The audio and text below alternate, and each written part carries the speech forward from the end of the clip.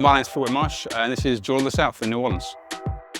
We're now serving, I'd say, lateral takes in New Orleans food taken through a British lens. So we kind of take certain dishes and we give them like a little sideways nudge rather than being too literal with everything.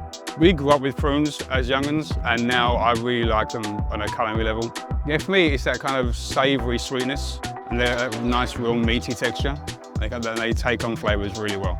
We use them in two ways. We have a tea-soaked prune, so we soak it in Earl Grey for about 24 hours. And we serve that with foie gras and parkin doberge. Parkin is a northern gingerbread from Yorkshire. And we also do it as a puree.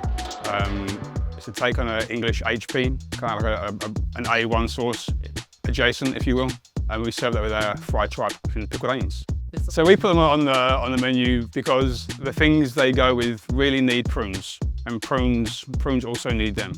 So when we do our fried tripe dish, they kind of need a sweet, acidic counterfoil, which is what the prune sauce brings. We're mixing with molasses and malt vinegar.